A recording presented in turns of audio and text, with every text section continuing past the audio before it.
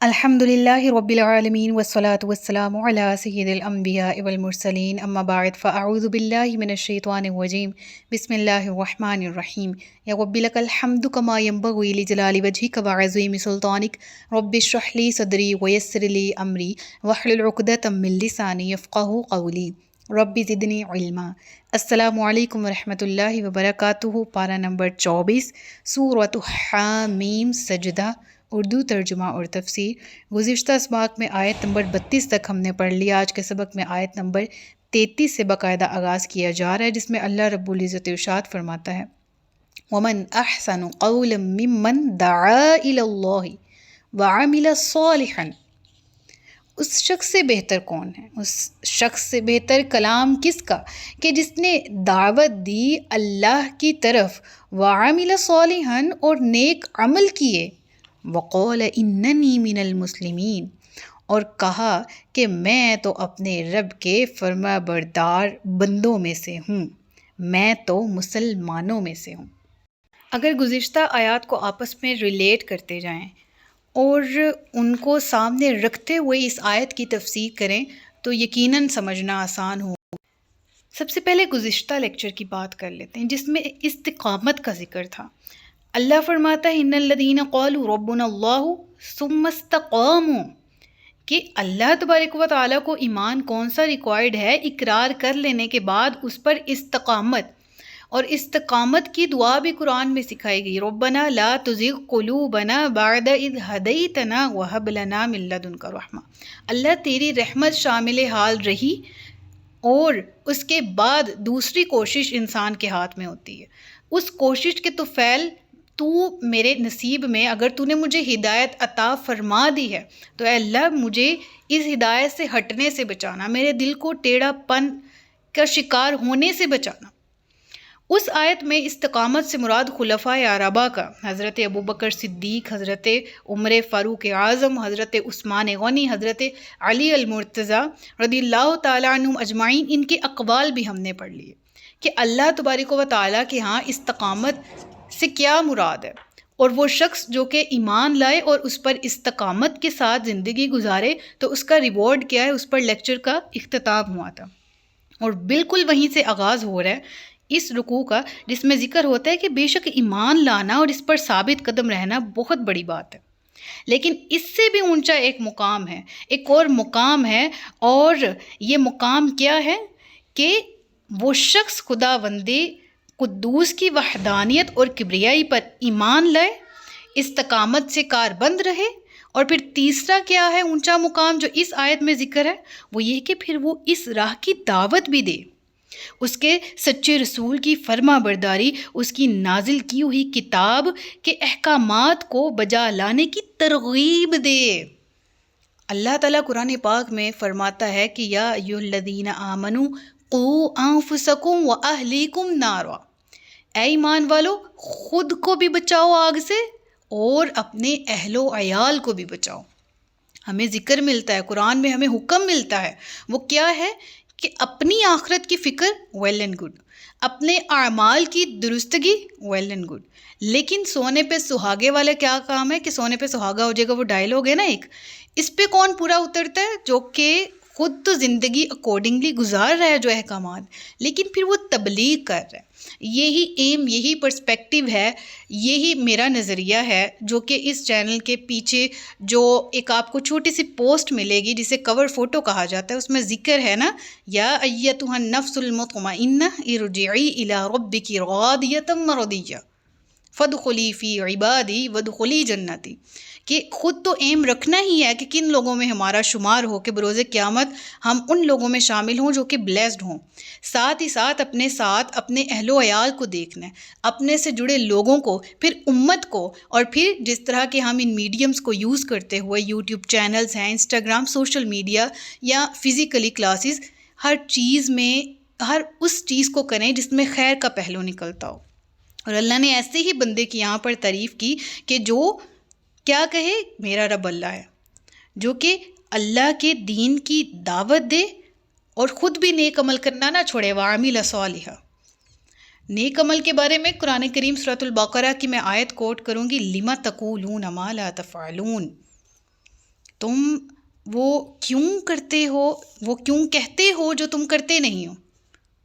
یعنی یہ آیت مجھے بہت جھنجھوڑتی ہے کہ اللہ تبارک و تعالیٰ پھر ایک مقرر کو، ایک مبلغ کو کیا کہہ رہا ہے. فرما رہا ہے کہ پھر تم، ہاں تمہاری زبان میٹھی شیریں، تمہارا انداز مختلف، تمہاری باتیں اچھی، لیکن تم خود کیوں نہیں کرتے ویسا. اور پھر وہی بات کہ جو تم کہتے ہو وہ کرتے نہیں ہو، اور جو تم کرتے ہو وہ تم کہتے نہیں ہو. تو قول اور فعل کا تضاد یہ ایک مبلغ کو سوٹ نہیں کرتا. اور اسی چیز کے لیے ہمارے سامنے اللہ تبارک و تعالیٰ نے عملی نمونے انبیاء کی صورت میں بھیجیں کہ وہ کر کے دکھائیں اکارڈنگلی، تاکہ سمجھنا سیکھنا آسان ہو. اور یہی چیز ہمیں سنت کی امپورٹنس، احادیث کی امپورٹنس کی طرف بھی توجہ دلاتی. اب اللہ تبارک و تعالیٰ فرما رہے ومن احسن، صیغہ مبالغہ ہے، اس سے بہترین اور کون ہو سکتا ہے جو خود بھی دین پر کاربند ہے، جو خود بھی کہہ رہا ہے کہ اے اللہ میں تیرا فرما بردار ہوں، جو خود بھی عمل صالح کر رہا ہے، بلکہ وہ دعا الی اللہ، داعی ہے، اللہ کی طرف لوگوں کو بلاتا ہے. اور پھر ذکر ہوتا ہے وَلَا تَسْتَوِي الْحَسَنَةُ وَلَا السَّيِّئَةُ ادْفَعْ بِالَّتِي هِيَ أَحْسَنُ فَإِذَا الَّذِي بَيْنَكَ وَبَيْنَهُ عَدَاوَةٌ كَأَنَّهُ وَلِيٌّ حَمِيمٌ. قرآن کا وعدہ ہے، قرآن کی صداقت کی گواہی تو ہمارے دلوں میں موجود ہے نا. قرآن کیا کہہ رہا ہے؟ اللہ فرما رہا ہے کہ نیکی اور برائی، اچھائی اور برائی دونوں برابر نہیں ہو سکتے. ہم ایگری کرتے ہیں، ٹھیک ہے اللہ پاک.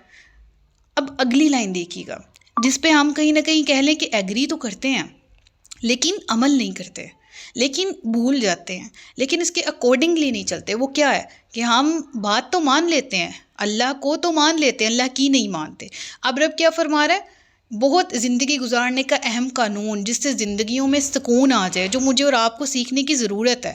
وہ کیا کہ دنیا میں اچھائی بھی بہت ہے، دنیا میں برائی بھی بہت ہے، لیکن اللہ فرماتا ہے یہ دونوں برابر بھی نہیں ہے. درجہ پلڑا جو ہے وہ اونچا بلند کس کا ہے، یعنی مقام اور مرتبہ کس کا بلند ہے؟ اچھائی کرنے والے کا، فور شور، جو سیرت، جو اخلاق، جو کردار کا، جو اعمال کا اچھا ہوگا.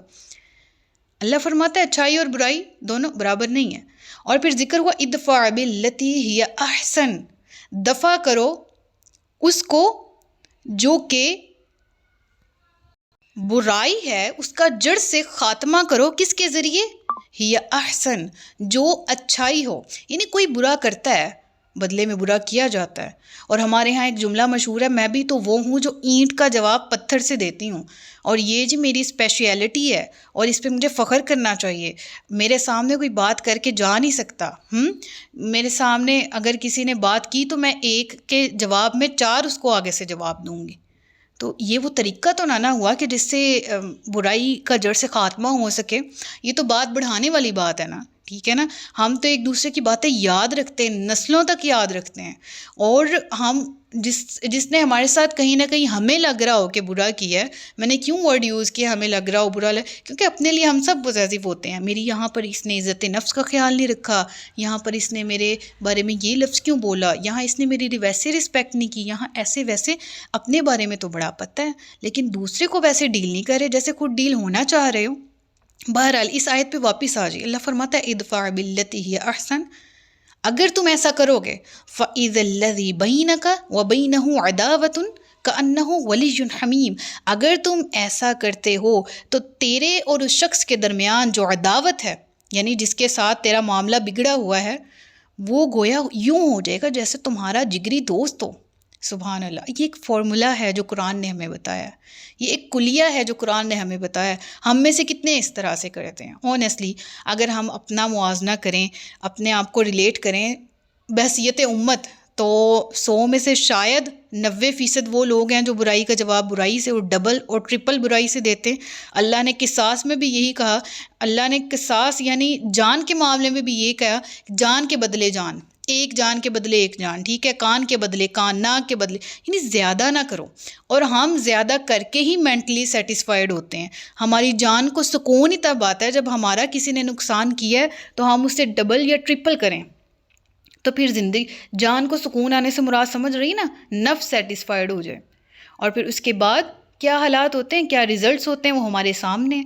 جو خاندان آج سے 100 سال پہلے آپس میں نہیں مل رہے ہوتے، ان کی نسلیں بھی نہیں مل رہی ہوتی، جن گاؤں دیہات میں لڑائیاں چل رہی ہوتی ہیں وہ چل رہی ہوتی ہیں، جو بہنیں آپس میں نہیں ملتی وہ نہیں ملتی مرتے دم تک، باپ بیٹے سے ناراض ہے، بہن بھائی آپس میں ناراض ہیں، یہ میرے جنازے پر نہ آئے، اپنے ایک دوسرے کو آخری دیدار سے محروم کر دیتے ہیں، یہ ہمارے ارد گرد ہوتا ہے۔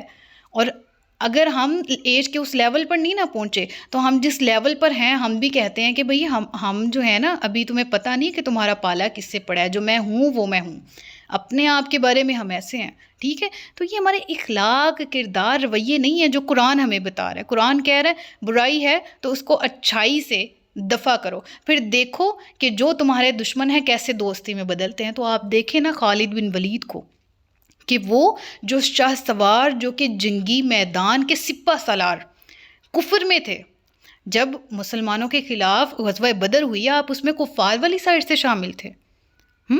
اس سمیت دیگر وہ ابو سفیان کی مثال لے لیں رضی اللہ تعالیٰ عنہ، اس کے علاوہ صفوان بن امیہ کی مثال لے لیں، ایسے ایسے مکہ کے پائے درجے کے لیول کی پرسنالٹیز، اور جب وہ اسلام دیکھتی ہیں اور اسلام کا آگے سے جواب کیا ہے، یہ وہی ابو سفیان ہے نا کہ جن کی زوجہ ہند ہیں، ہندہ بھی بعض کتب میں لکھا ہے، یہ وہ ہیں جنہوں نے غزوہ احد میں حضرت وحشی کو، ان کو بھی حضرت وحشی اس لیے کہہ رہی ہوں کہ وہ بھی بعد میں ایمان لے تھے، بہرحال اس وقت وحشی نامی ایک غلام کو کہا میں تمہیں آزاد کر دوں گی، اس لیے کہ تم اگر حمزہ کا کلیجہ میرے پاس لے کے رہو، اگر حمزہ کو تم مار دو، اس کا کلیجہ میں چباؤں تو میرے لیے ایک راحت اتر ہے۔ کیوں؟ غزوہ بدر میں اس کے فیملی ممبرز کو جب قتل کیا تھا تو حضرت حمزہ نے جنگ کرتے ہوئے قتل کیا تھا، تو وہ اس دشمنی کی وجہ سے انہوں نے نہ صرف حضرت حمزہ کی لاش کی، ڈیڈ باڈی کی بے حرمتی کی، بلکہ اس سمیت اس فیملی کی دیگر بہت سی ایسے واقعات ہیں جو کہ دل کو ایک کھینچ پڑتی ہے، ٹھیک ہے، دل کو ہاتھ پڑتا ہے ایک طرح کے، ایسا کیسے ہو سکتا ہے کہ کوئی شخص اپنے اخلاقیات میں اتنا گر سکتا ہے اپنی دعوت اور دشمنی میں۔ لیکن جب فتح مکہ کے موقع پر جب رسول اللہ سے ان کو سامنا ہوتا ہے تو اب تو خیر نہیں ہے، ہمارے جیسے لوگ ہوں تو ہم کہیں بس اب ہاتھ پڑ گیا ہے تو اب دیکھنا انہوں نے جو ہمارے ساتھ سلوک کیے ہیں، لیکن قربان جب رسول اللہ صلی اللہ علیہ وسلم کی ذات کے کہ آپ معاف ایک کر کے ایک آپ کے سامنے آ ہی جاتا ہے، اور آپ ایسا معاف فرما رہے ہیں کہ اعلان عام کر رہے ہیں کہ جو ابو سفیان کے گھر میں پناہ لے لے اس کو بھی امان ہے۔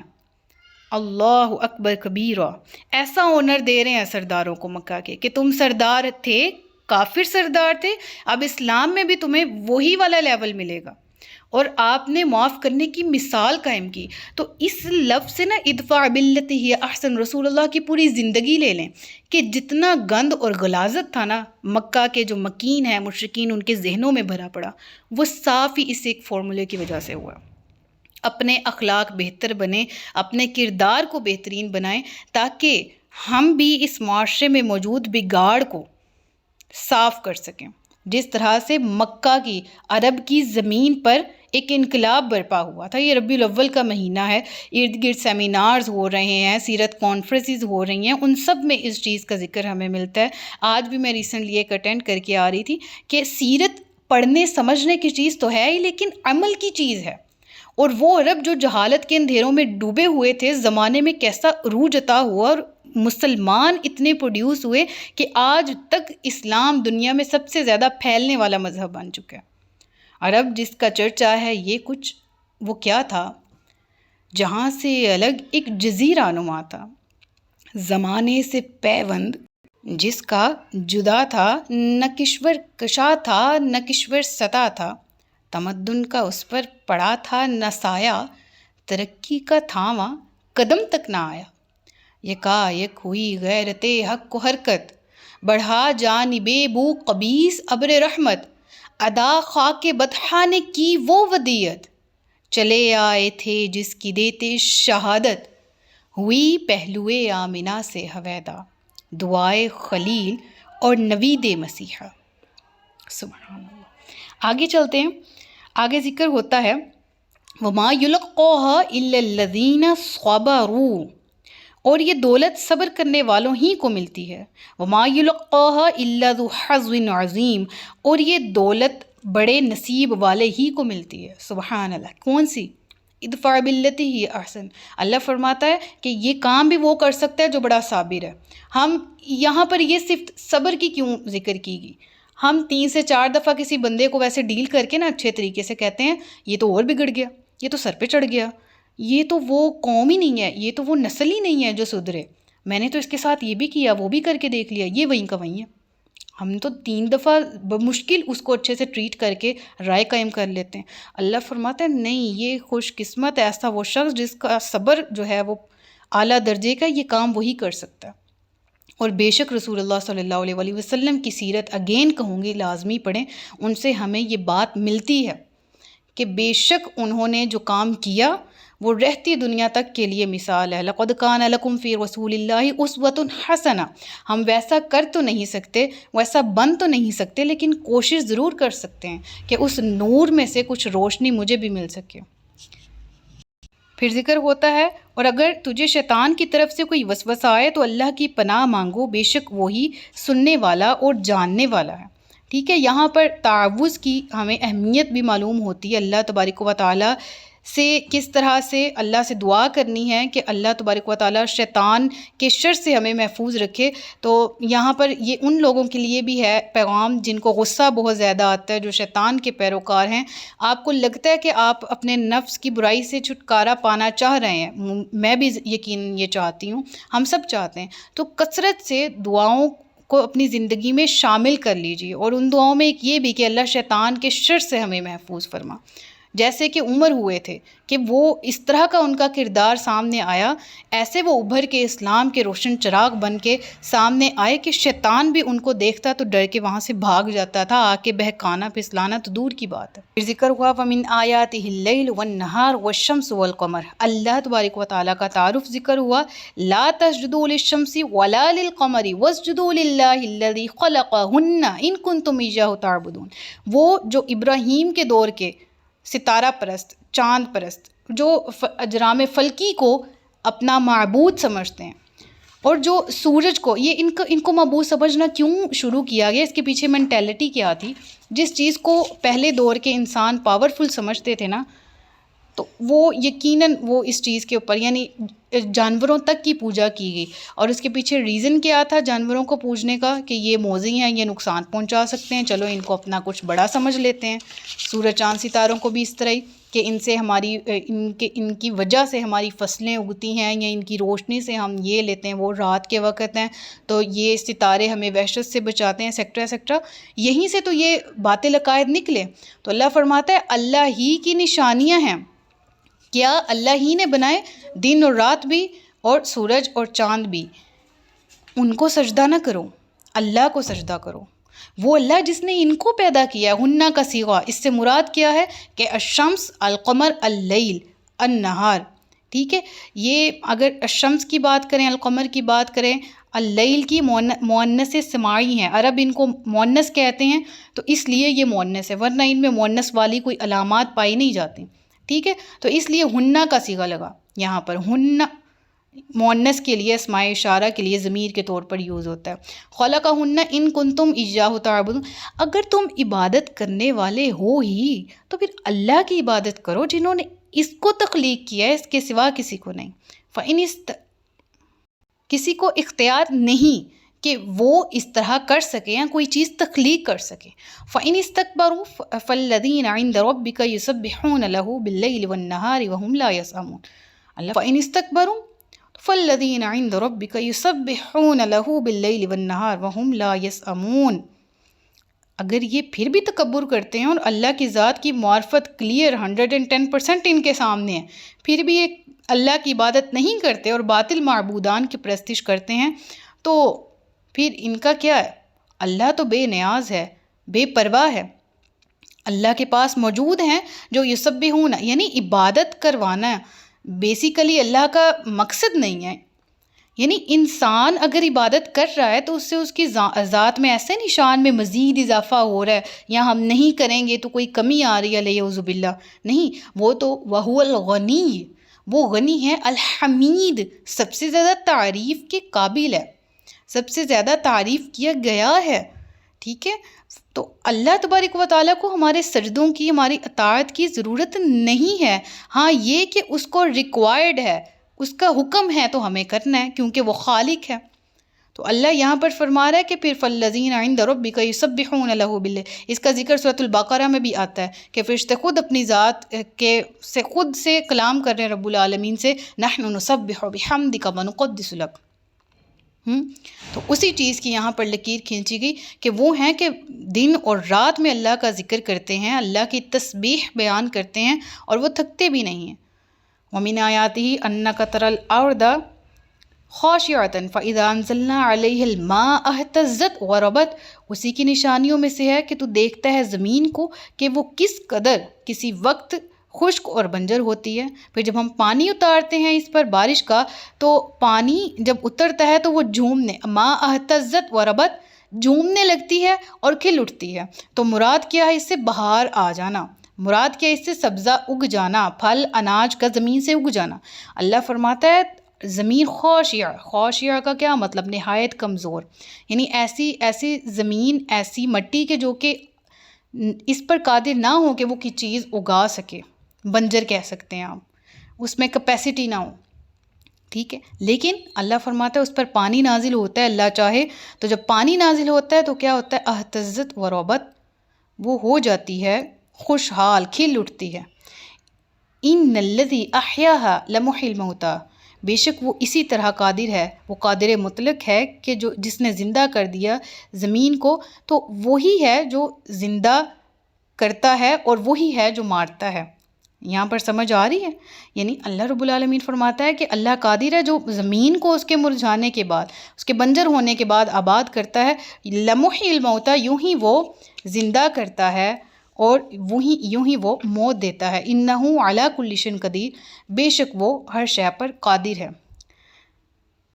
صدق اللہ العلی العظیم و صدق رسولہ النبی الکریم، سچ فرمایا اللہ نے جو عظمت والا ہے۔ اپنا بہت سا خیال رکھیے گا، مجھے دعا میں یاد رکھیے گا۔ تاجدار ختم نبوت زندہ باد، پاکستان پائندہ باد۔ السلام علیکم ورحمۃ اللہ وبرکاتہ۔